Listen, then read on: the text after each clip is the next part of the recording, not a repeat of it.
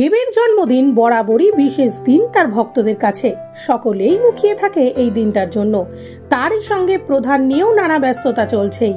ঠিক রাত 12টায় শুরু হলো উদযাপন।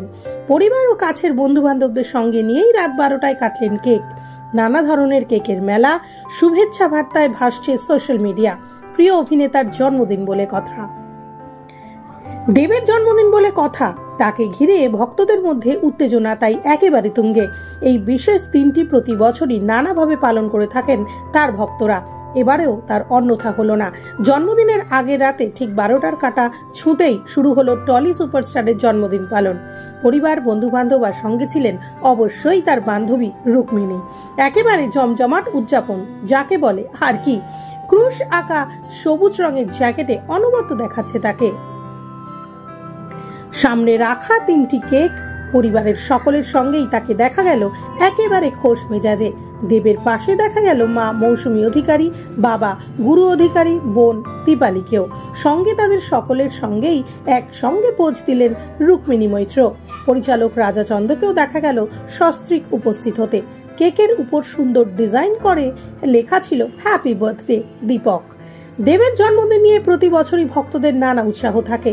সোশ্যাল মিডিয়ায় পুরনো সিনেমার পোস্টার হোক বা গান, সব মিলিয়ে নানা চমক যে রয়েছে সে কথা বলাই বাহুল্য। এবছরের জন্মদিনটাও আবার আরো খানিকটা চমক রয়েছে বলা ভালো। প্রধান মুক্তি পেয়েছে 3 আগেই। ছবির গল্প যেমন অন্যরকম, তেমনি অভিনেতার চরিত্রেও একেবারে অন্যরূপ। দর্শকের বিচারে তো বটেই, প্রধান সমালোচকদের বিচারেও ভালো জায়গা করে নিয়েছে। টেলিভিশনের অভিনেত্রী সৌমিত্রিষাকে দেখা গিয়েছে এই সিনেমায়। দেবের পাশে তাকে মানিয়েছেও বেশ। 24 তারিখের আগে থেকেই মোটামুটি শুরু হয়ে গিয়েছে তাই সেলিব্রেশন। যিশুর জন্মদিনের পাশাপাশি এদিন দেবের জন্মদিন বরাবরই মহা ধুমধামের সঙ্গে পালন করেন সকলে। এবারেও তাই তার অন্যথা হলো না। তবে 25 তারিখ কিভাবে কাটাবেন দেব, একথা সর্বভারতীয় সংবাদ মাধ্যম অভিনেতা জানান তার বাবা মা এখন এখানে তার সঙ্গেই থাকেন, তাই প্রতিটা দিন তার কাছেই জন্মদিন। তবে একই সঙ্গে এও বলেছেন ছোট বয়সে জন্মদিন নিয়ে অনেকটা বেশি আগ্রহ ছিল, এখন বয়স বাড়ার সঙ্গে সঙ্গে সেটা কমে গিয়েছে।